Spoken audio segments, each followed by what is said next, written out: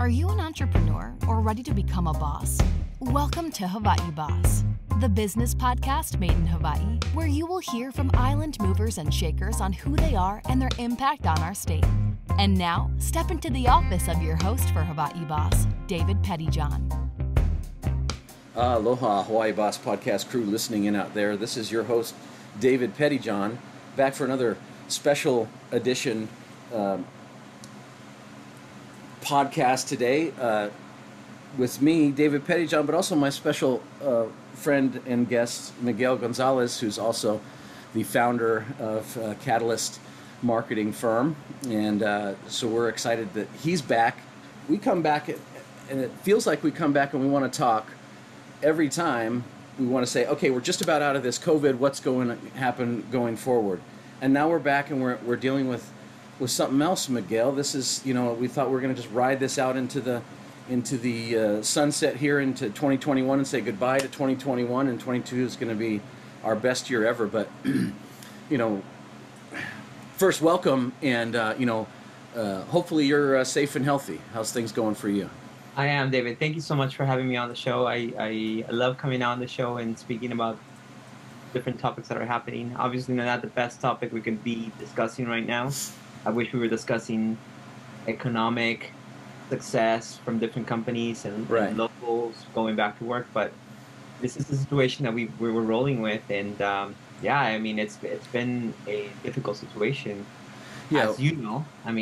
As well. So yeah, this is a challenging time with this Omicron coming up, and even I'm even susceptible. I'm just coming out of having a case of this, and it was. I had it at the same time I was getting my booster shot.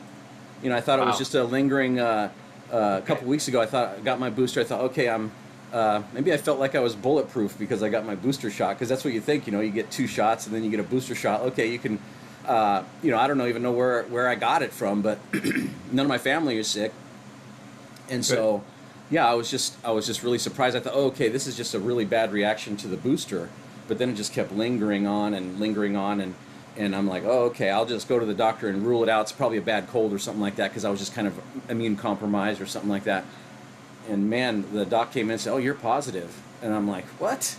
There were some symptoms and things, but again, I just thought it was lingering from the booster, but it really started to progress, and I lost my taste and smell for about 2 days. That wasn't too bad, but tough when you're trying to eat your Christmas pumpkin pie and it just doesn't taste the same. But, right.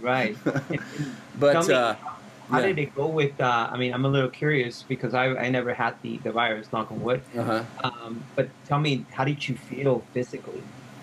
Yeah, it felt like, when you're at 100%, you can go up to that line and go, okay, I know where my limit is. But as I tried to go up and get to that limit, it would just kind of hit a wall of my energy and things, and I'm like, oh, and then trying to re-rally and gather that energy back to, go for another, just trying to stay up and, walking around. Maybe I'll go for short walks and things like that, but it just took the energy right out of me. Right.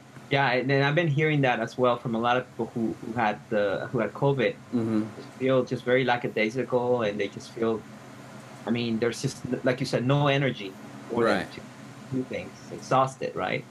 Right. Yeah, and it's it takes it right out of you, and and then I can't go to work, and so over the holidays, kind of just trying to recover, and so yeah,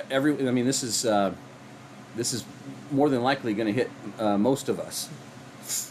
It appears that way. It appears that that's exactly what people are predicting, And well, I'm glad that you're feeling a lot better. You definitely look a lot better. I know that I talked to you a couple of times when you were a bit sick, and I felt for you, man. And so I'm glad that you see the light at the end of the tunnel. Yeah, thanks. And I also have a confession. I gained a little weight while I'm sitting here sick in my house. What else are you gonna do? Eating a little bit, but as soon as I get my energy back, I'm back in the gym, and we're keep going. But so if that's the worst effect, I'm pretty fortunate. Like I said, there's been folks who haven't been vaccinated. Again, I'm not. That's your choice. Some people are affected differently, and but there are some people that, you know, are still being impacted by this, you know, significantly. But I'm not sure if we can get these vaccinations and testing out enough to really get our heads or get our arms around this big, sort of just a rapid, just what are they saying that we might expect to see over the next couple of months? Well, the predictions, you know, from, you know, I was listening yesterday to your former guest, Hilton Rakil, who's been on the show. He's been very busy making the rounds and getting the community the latest information. But I mean, some of the predictions that they have is that given the Christmas break, given the holidays, that we might be able to see cases up to 4,000 infections daily by next week. That's definitely worrisome because obviously our healthcare systems, even though the Omicron variant is not, they say is not as virulent, they call it. Not as virulent as the actual Delta variant. The infection rate is just through the roof, and we're seeing records being broken that we never expected to be broken again. You know? Yeah, Hawaii never really saw. I mean, we saw our spikes with the Delta and that, but nothing like, you know, the ongoing. Many of the states, you know, 3,000, 5,000, 10,000 cases a day in some of these larger states. I mean, we kept it down. It was like, you know, in the, you know, single digits, you know, for many months. And so that's helpful. But now with this other variant, it just seems to be stepping over all of the you know, vaccination stuff that we've been doing, and so that makes everybody a little nervous. It's nervousness, and it's also confusion, right? It's confusion because you have, you know, first you were told you needed 2 shots, and then you need a third shot for that. I heard that Israel, which is a leader in testing, is possibly contemplating a 4th shot. So it definitely confuses folks. It puts almost kind of a blockage, if you will, on people who are maybe on the fence about vaccines. Right. And it just makes it, the number just makes it a bit challenging for people to imagine themselves taking those jabs or going through that. So it's just, I think you're experiencing a lot of confusion. You're experiencing fatigue from folks who are tired of either taking care of themselves, masking up, or making sure they're in the right environment. And then it's also the holidays. Right. People miss seeing people. We're social beings. And some people are going to just put up their hands and say, you know what, I'm going to hope for the best and I'm going to go live my life. I don't share the view because I have a family and I want to make sure that we're okay. But at the same time, I can't judge somebody who's doing something like that. It's just, it's kind of a perfect storm brewing, if you will. Right. Same thing for not only just individuals as people trying to live their family lives, but businesses particularly. And the guidance from the CDC, it's 10 days quarantine, it's 5 days quarantine. You know, what are we actually quarantining from? You know, is it Omicron, or, you know, what is the, you know, because of the confusion, people are like, well, I'm just going to do what I think is best for me, especially as business owners are trying to just keep surviving. Right. Yeah, and it's so important, you know, and that's kind of the reason why also Honolulu Mayor Rick Blangiardi has been hesitant to impose any new restrictions or anything else, even in the face of this Omicron variant. He understands that situation where he says, I don't want to affect more businesses that may be on the brink. Right. Failing. Yeah, which would be another, you know, potential long-term, you know, recovery issue as we lose these small businesses that, you know, that sort of fill in between these services that are needed in the community. It is. Yeah. It's that support system. It's really tied to each other. It's a whole ecosystem of businesses that provide that support, that provide those services that are on the, like you said, right? It's just a situation where it's do or die for them. And if they lose 2 weeks, if they lose 3 weeks because of different restrictions, some of them might not come back. Right. And it's not, I mean, for government agencies, like I just saw EMS is maybe not even housing some of the, you know, staffing some of these stations, these ambulance stations, because of the fact that they don't have the staff. But, you know, a business owner, you know, they can't just, I mean, they've got one station, you know, they've got maybe 1 or 2 locations, and then, you know, they you know, they can't stop. They can't just, you know, Everything Yeah. is just sort of on the brink, teetering on Right. the brink. It feels like, yeah. It really is. My heart feels for them because, it's such a difficult situation to be. First of all, to put together a business is just a challenge in itself. But to keep the business and to keep it staffed with the right staff, I mean, that's the other part. People are not finding the workers that they were able to find before. So it's Right. really scrambling, wearing many different hats as a business owner, and doing that. And it's definitely, I'm hoping that in 2022 we see a bit of a relief for that, because it's those small businesses, those medium businesses that are the lifeblood of the entire economy. I mean, the Sure. majority is small businesses and medium businesses. Right, and there's also, I'm in healthcare, so I can talk about it a little bit. There's also sort of a microeconomy in the staffing issues for us too. All this money came in to help with COVID, and so all the hospitals have absorbed up all these nurses and CNAs and different professionals, with the extra money that's been given to support them. But that's raised all the rates up to then, but then the support to these other auxiliary sort of the support services to the larger system haven't also got the support. So HAH is our that Hilton is the director of. Great organization. Yeah. He's they're really pushing to get the attention of folks, saying, hey, we've got staffing issues because now the schools may close back down because they've got all these rules about if one person you can't then you've got to quarantine for 5-10 days. They're gonna 10 days, so that slows down our training pipeline for different things, and it's the same probably for lots of other ones besides healthcare. The trades, the pipeline for trades, all these training schools. Manoa says they're gonna first 2 weeks of 2022 it's gonna be online. Right, I saw that yesterday, and I'm starting to see other schools, more private. I know DOE, Department of Education, hasn't stated anything yet, and I think they're pushing to go still on a full-on person until something else happened, right? Right. The problem too is it's the lack of, for business owners and some of my clients even, they're hesitant to plan anything.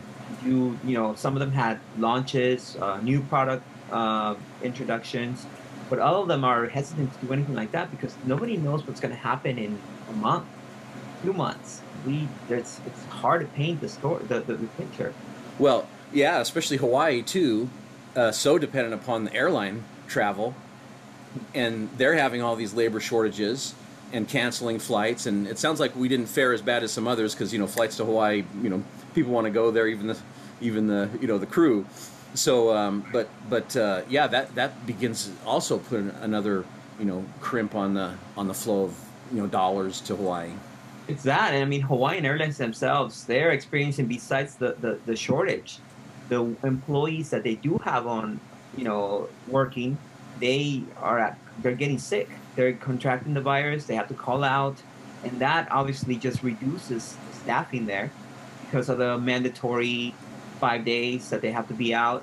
So it's a situation really where do you get those workers from? If you can't train them fast enough to say, okay, now you're going to be, you're going to help us out with this particular case, with this particular duty. So it's so difficult to just get anything going with the workforce right now.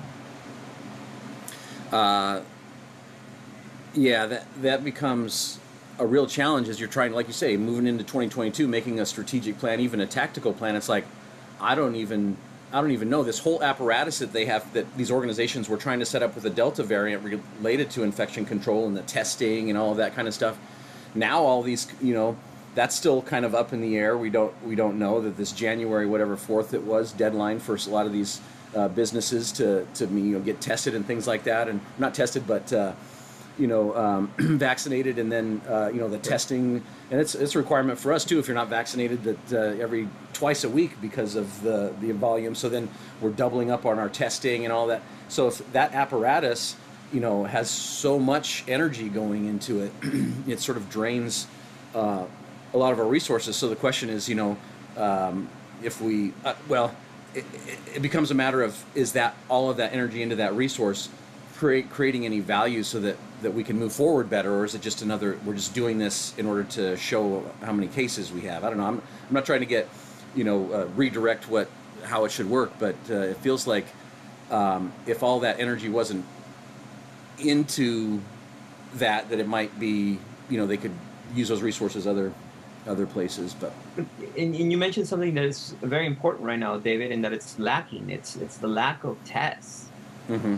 Within the island, nationwide, there's a lack of testing. I see long lines locally and through images on TV as well in the mainland. I mean, around high schools. The lines bend around high schools. I mean, it's just hard. Yeah, and staffing for that too. So they're trying to get all that staff to do all that testing. It took me 2 hours to get into the urgent care it's a Straub clinic. It's attached to my primary care.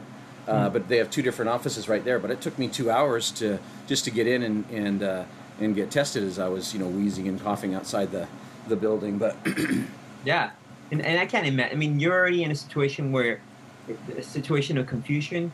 You're wondering if you have the test because you're not filling up your 100%, and then to wait and to do all these things, it's just an extra added. It's more trauma, if you will, to the experience. Well, especially all these folks too. They need to get a negative test before they come back, so they got to go spend. They're sick already. They're going to have to go spend a day, out there. Just every day is I think lost opportunity that we have to go through these. These. It feels like just emotions, but I think the idea is right that we're trying to get our hands around it and find out how widespread it is and how do we control it. But the apparatus built around it to support that initiative doesn't seem like it's all there, or that it won't last much longer with the current. It's 9 months for us to get new tests. Wow, that's incredible. I mean, obviously that's not going to work for. I mean, that's a part of it. The variant, the actual virus itself doesn't care whether we have tests or not. Doesn't care if we're prepared or not. It's going to hit. And it's a situation where we really just need to look forward more and just have a little more foresight to just understand that there are other variants coming. There are other things that are going to come. And right. Are we going to get caught up in the same situation like we did here? Yeah. This process that we go through slows down the economy, slows down all of business initiatives as we're trying to go forward. And again, safety. We're all healthcare support. Healthcare system. We don't want to break it, but there's some soul searching or evaluation. What's the best policy that says for business and for people just to get on with their lives? It sounds like we're walking that pathway now. DOH is saying, hey, mayors and things, please, consider, reducing those things. But, they're all coming out when they want to come out. They're not being forced. The state is not saying, hey, everybody in Hawaii, this is what you're going to do. Right. And I think that's a lesson that they learned from when we first came in contact with the virus itself. I mean, the virus itself came and everybody closed their doors, right? I mean, we all remember that. And now they're taking more of a look into it and saying, let's look at everything else to make sure that we're not affecting the businesses that need that support, like we were just talking.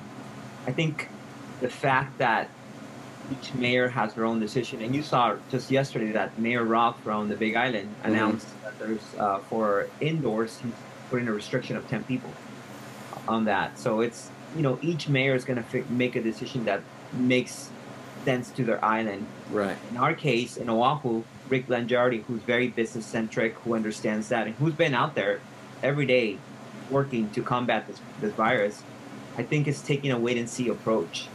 Make sure that businesses are not affected more than they already are, and really just trying to keep the economy going in a way that, yes, the variant is here. A lot of us are gonna get it.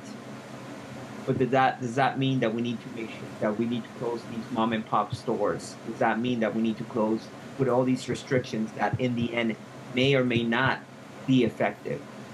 There's a lot of different questions there. Do I have all the answers? I don't. And but I think it's healthy to discuss what has been working and what hasn't. Right. How we can continue to support our businesses. And I don't just mean by writing them a check, but also figuring out exactly how does the city provide a long-term solution so we can all figure out how to get out of this, Yeah, it has to be. We continue to harp on this from the Hawaii boss. We're trying to maintain a sustainable economic business environment. And in economics, we understand that there's these large companies out here that can sustain themselves because they've got other entities outside of maybe out of Hawaii. The Marriotts and Hiltons and stuff like that. They can close down, and it still hurts them, I'm sure. But again, these one-off mom and pops that are just trying to make a go, and they're leasing, or $3,000 lease in a little corner place, and trying to make some musubi or something like that, or they have the dream to build the thing, but if they can't find the staff, they can't find the if we think that the small business is an important part of our economic infrastructure, how then are we supporting those folks? That becomes the we understand the healthcare system is important and brings a lot of dollars into Hawaii, but without the corresponding support infrastructure, we're overwhelmed now anyway. We are. Right. We are definitely overwhelmed. And I think it's also, you made a good point there. Figuring out exactly, we are providing all the support to healthcare. And we want to make sure that particular industry does well, because we all need it. Right? We want to make sure we can get to the point where it breaks down, or whether it's just they can't do anything about all these folks who are going to in that triage area with COVID. We're trying to figure out exactly what is the best way to do it. But I think also that care, that worry should also be directed to those small businesses, those mom and pop shops, to figure out exactly, hey, how do we help you? How do we do things to make sure that we, in the city, do something else? Can the state do something else? And I think it's important that we see the faces of our leaders really, really catering to that, because, again, small businesses are just so important to our island community.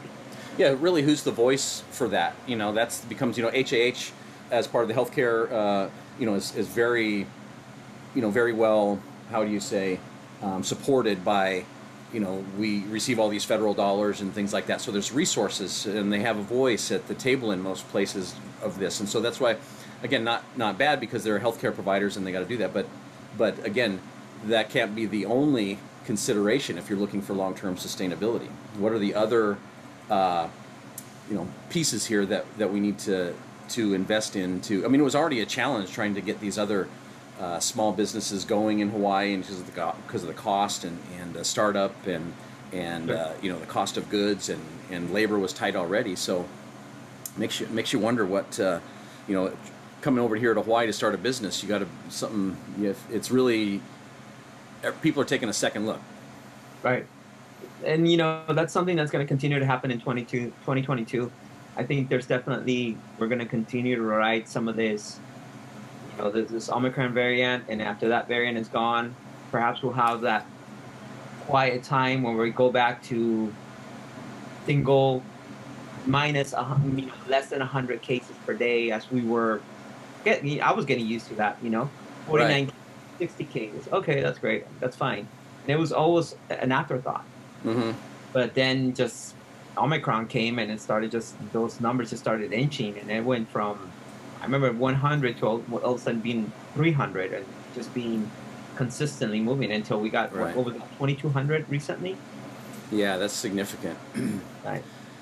So that becomes, the question, how many, are all these folks, and it's probably still the compromised folks that are getting into the hospital and crowding the, that system, even though, again, now that we're having those folks who are even boosted getting it, I don't know if there's any way to really ebb that flow until maybe there's a certain mass of folks that get it, and they become, see, I don't even know, I must be like super resistant to it now that I've had it too. I've got all this stuff. Is there a natural immunity now? Do I have if there's another variant that comes along, is that my Omicron video, antigens or whatever like that, or helping me, I wait for the healthcare experts to tell me exactly, how this is supposed to work, but I don't even think they know.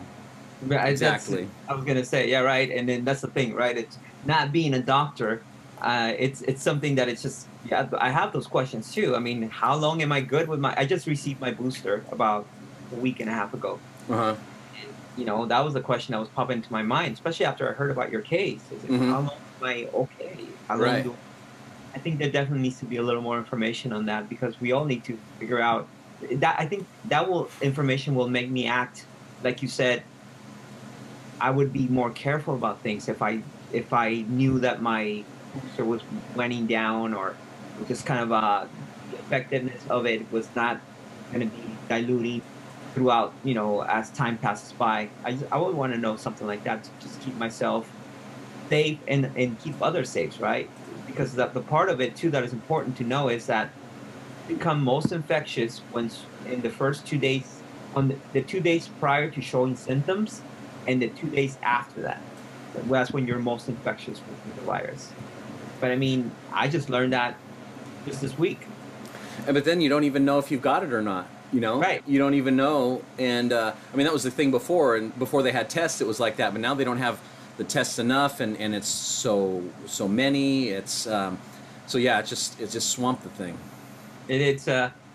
It's definitely a perfect storm of confusion. There's a perfect storm of fatigue.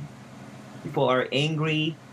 Some people are just disillusioned with everything else. I mean, it's a tough situation out there. I think it's important right now that those businesses. I know that Sherry McNamara has been doing a great job with the Hawaii Chamber, right? Yeah, and supporting that.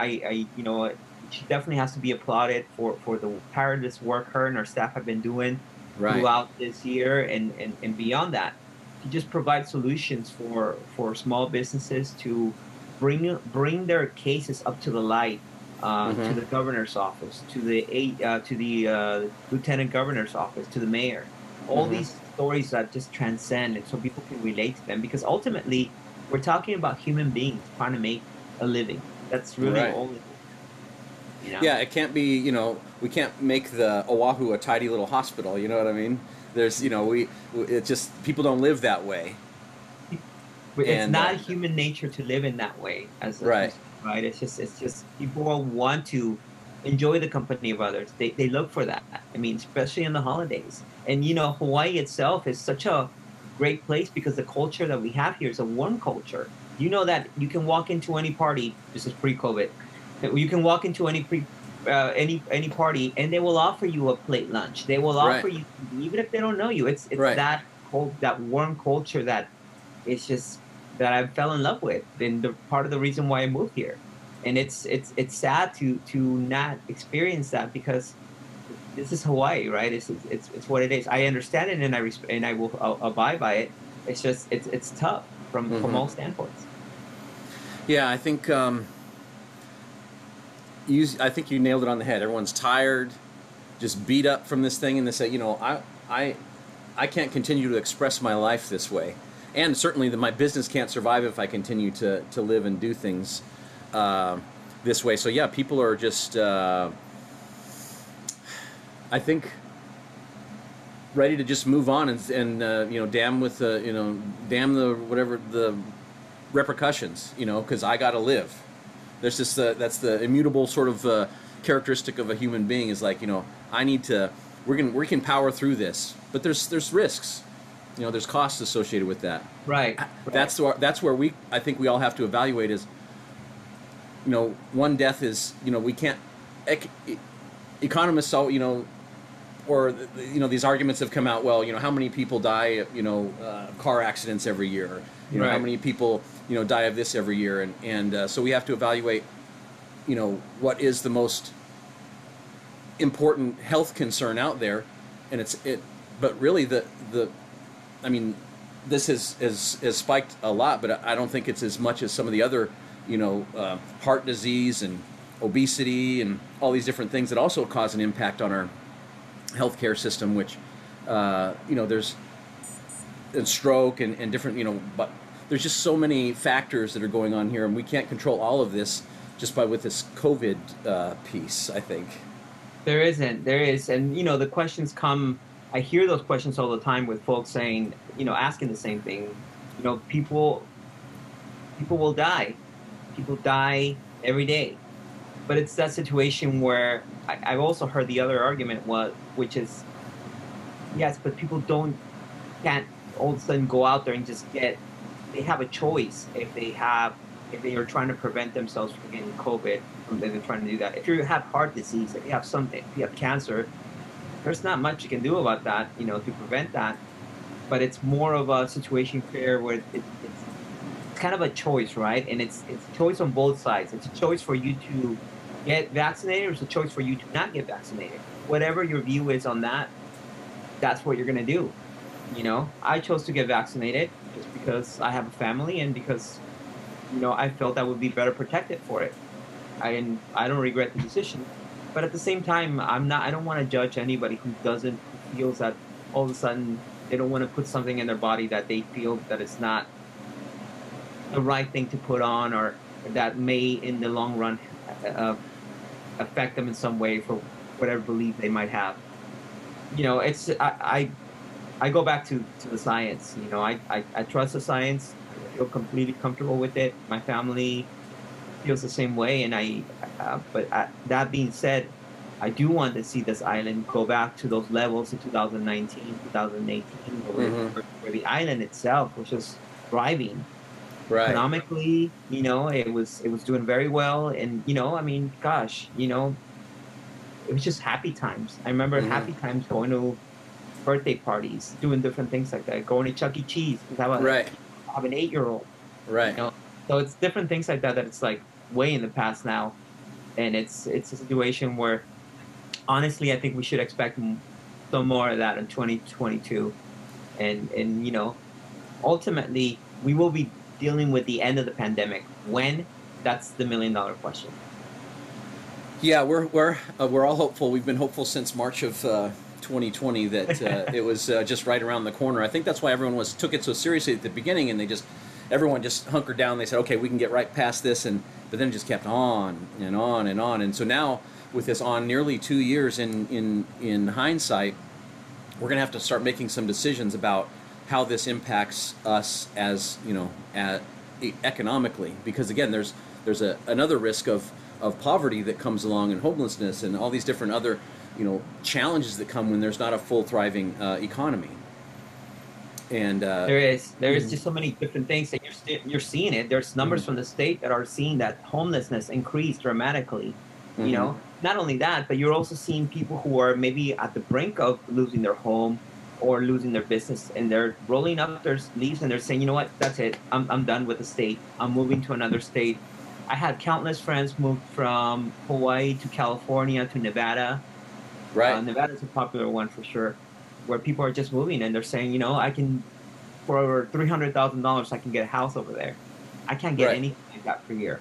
So it's just trading that, and it's just leaving Hawaii behind, which in itself is sad, because a lot of these folks that I know are natives. They're folks who were born and raised generations of family here, and they have to make that difficult decision so they can keep their family afloat. And that's sad, because you don't want to see that. You don't want to trade this paradise that we're also lucky to live in here, just so they can make ends meet. Well, listen, we're just a couple of guys talking, who happen to know a little bit about business and have some thoughts, and I think that's what we're trying to do here, is just, again, escalate that and elevate that conversation to some important thoughts. We maybe don't have the answers, maybe we don't know the best way out, but we're hopeful that we can continue, that folks will listen, and that we can listen to each other, and this, and think out what's, again, best for long-term sustainable Hawaii, rather than the short sort of money grab, and then we'll see what happens after that. Let's try to recoup, and now what? So back to business as normal. But I don't think we're ever going to be able to return that way. There has to be some real forethought in the decisions we're making on how we use these sort of very limited dollars that we have. Right. It's definitely going to take some major leadership. And it's easy to point out to our current leaders and say, why aren't they doing this and why aren't they doing that? But honestly, this is going to have to be a community effort that really brings people to the table.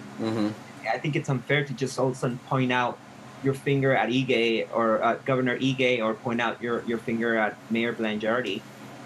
I know for a fact those guys are working hard to try to do things. And like us, they don't have all the answers in the world. And I'm sure they had many misses. But it's it's of a leader. It's of a great leader to come back, look at your faults, and come back and fix them and figure out a better way. Because what are we going to do? Are we going to just give up and just throw our hands up? There's just no way we can do that. Yeah, you can't fall down. You know, some of us have fallen down. That's, I guess, the true test of mettle for us here in Hawaii. We're resilient and getting back up and fighting the fight, but doing it alongside, shoulder to shoulder, rather than at each other, I think is the goal. So hopefully we can help set that tone and foundation through our little part of the universe here on Hawaii Boss, and hopefully that that we can see this conversation beginning to happen among those folks who have the the levers of power. And I remain hopeful of that. I really do. I do have a lot of hope for not only the quality of human beings living in this island, but their leadership skills and also their compassion for other folks. You know, it's not just okay to say, "Well, I'm okay, my business is okay, so whatever else happens, that's fine." Right. It's more of us to say, how can we help others that are not okay? How can we provide that support? How can we provide that, whether it's a grant, whether it's training for employees, more testing, more, just anything else that can just help those businesses continue to just move forward for a chance of survival. Well, and I think maybe that was the impetus behind it. Was a brave move of Blangiardi there about and the city council about approving that, those extra dollars to finish the rail up there to Ala Moana. They said there's a new tax that they put on for a traveler's tax, as it were, for the hotels and things like that, an extra addition there. That was just recently passed. So again, I think if they feel that's the key to opening up that flow, of traffic and again, as an economic sort of pillar, that's been a headache for everybody for a long time. But again, it feels like they're trying to do something. Right. It really does. And I'm a big proponent of rail. Not only do I live on the west side, but I also see daily the what people have to go through just navigating traffic to get to their jobs in town. And rail will definitely provide some solutions that will just make people's lives a bit easier, less complicated, if you will. I was at the airport just a couple of days ago picking up somebody, and boy, I got to tell you, the development there with the rail is very impressive. They have the rail coming right straight to one of the terminals, and it's, I saw that at the airport. Yeah, that's great. That's awesome. That's awesome. That's for a guy like me, that's almost door to door, travel. That it's pretty much, just get on the train and that's it. Get on the on it, and just you're gonna be home soon. Yeah, transportation is an important infrastructure piece, but then there's this other thing called water. My gosh. So there's this, huge debacle, basically just a tremendous tragedy. Red Hill with these petroleum leaks into the water supply. It's amazing. It's amazing that we're living this situation in this, right? And how fitting, or how unfitting, if you will, I'm being sarcastic, is that this is all happening, dropping in the middle of this pandemic when people are already preoccupied with different things. But it's such an important issue to talk about, water, and really, from a public relations standpoint, there's a comedy of errors from the Navy. First, deny the fact that there was even a presence of oil or petroleum in their water system. Without even checking or evaluating. Right, affecting their own families, the families that were living on base, and kids were getting sick. Something I read recently that there was about 5,000 reported people that were getting sick on this part. And then one of the Navy officials comes on and he says, I wouldn't call it a crisis. I don't think it's a crisis. It's an urgent situation, but it's not a crisis. It's everything's under control. Nothing to see here. Nothing to see here. It's the typical public relations move, which is direct somewhere else. Direct the attention to somewhere else. There's nothing to see here, guys. Yeah, there might be a building burning back here, but please disperse. Right. So it's that situation where I think it's created some it's reignited a lot of local ill feelings towards the Navy and the way that they've been conducting themselves in being stewards of that particular location, you know, and I understand the need for them to have a healthy reserve of fuel, petroleum, whatever you want to call it. Right. But to do it on 100 feet on top of one of our main aquifers, that's concerning to me. That's concerning to me because that particular aquifer also feeds this area. Right. And so it's something that definitely needs to make sure that as a population we stay on top of it, because this is not just our water. This is the water of our children, of our grandchildren. Right. And if we contaminate something like that, what does that do? I mean, how long does it take to clean something like that from a natural aquifer?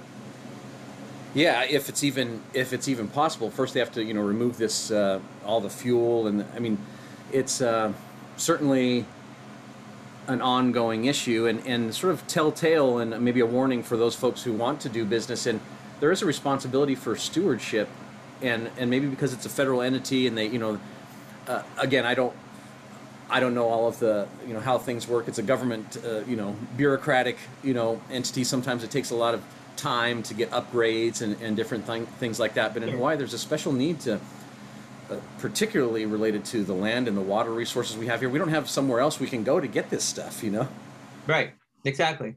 And that's the part that's just so concerning, right? Because of the fact that, we have 1 million people living in this island, and if there is a scarcity of water, if all of a sudden we have to close a number of aquifers because they've been contaminated, then that puts a situation where what does that happen to everybody else, and that's definitely a panic situation that we're trying to. And then also any sort of growth that you want to do, that all these businesses want to do and create, and business in that same area, the stadium and all the business development they want to do down there.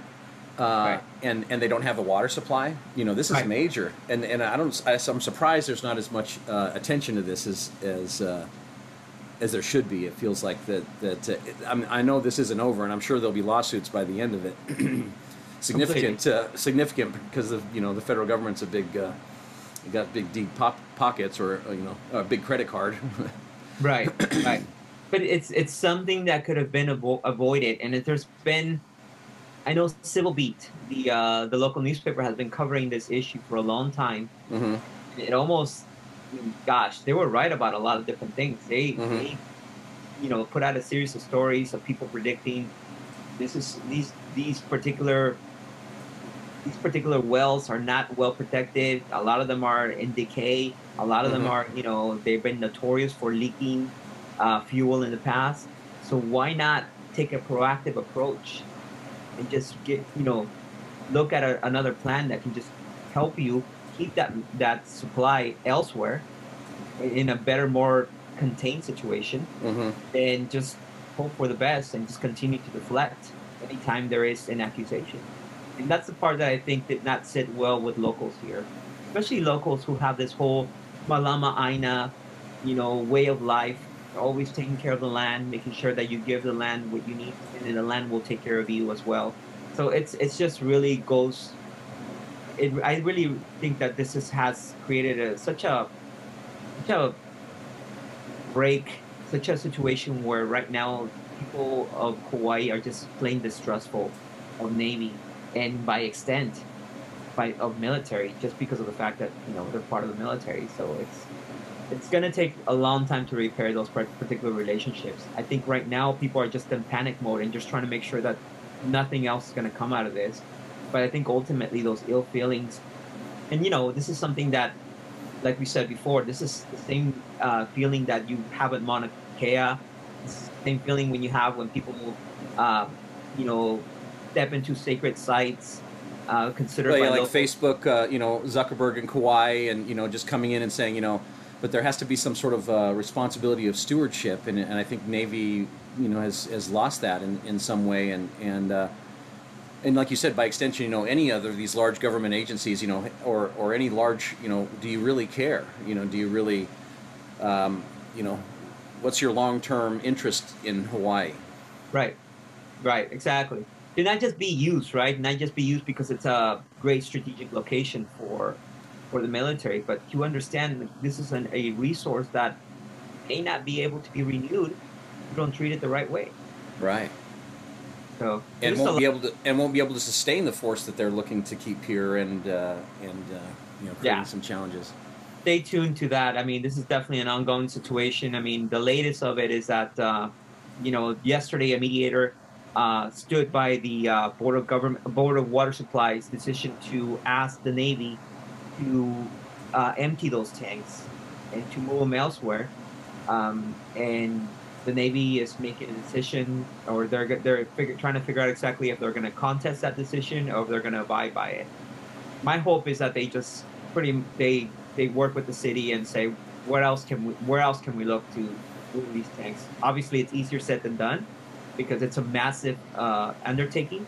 But at the same time, the other trade-off is if these tanks stay there and there is a leakage or something like that that contaminates our water, then that's something that you don't come back from. That's something that forever will be ingrained in people's mind here locally. Yeah, I'm hopeful that it doesn't become that we are able to retain our water supply, our most essential sort of need as living on this island. So we need it to live, period. Well, I guess we don't have a lot of super great news, but we're hopeful that through this information and through our, again, not laying down, standing back up and getting together with folks and saying, let's put it all on the table, guys. Where are we at? What do we want to do? And let's work together to get this done. So I'm grateful for you today for coming over and sort of helping me walk through this and keeping my mind on track, because again, I'm a little COVID affected, I think is what they might call it, but or I'm slow in general. But so anyway, Miguel, thanks again for coming on. And anything last words as we're I just want to take the time to congratulate you on your first year of Hawaii Boss. I know you're closing up the year, and you guys have been doing great. And congratulations. I know that 2022 is going to bring a lot more interesting, a lot of more fun interviews, and a lot of more different things. I know. So I would just say to the viewers, to the listeners, stay tuned. We have a lot of more surprises coming up. And we were excited. We were going to get over there and get some live and being in the room with folks and getting right into their office. But this COVID thing's messing things up again. But we're still actively seeking guests. If you're interested in being on the Hawaii Boss, please reach out to us. At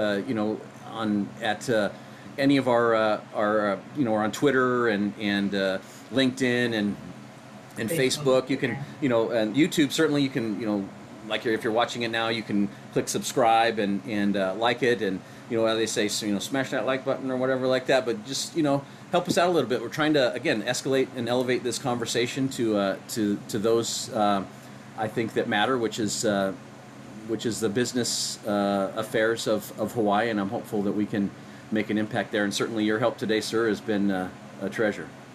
Thank you. No, I appreciate it. I think this particular space, this program, provides a great exchange of ideas from local leaders and folks who really care about Hawaii, and they want Hawaii to do well. So thank you for providing this space, and I think it's something that we're going to continue to see, that more people are going to want to see in 2022.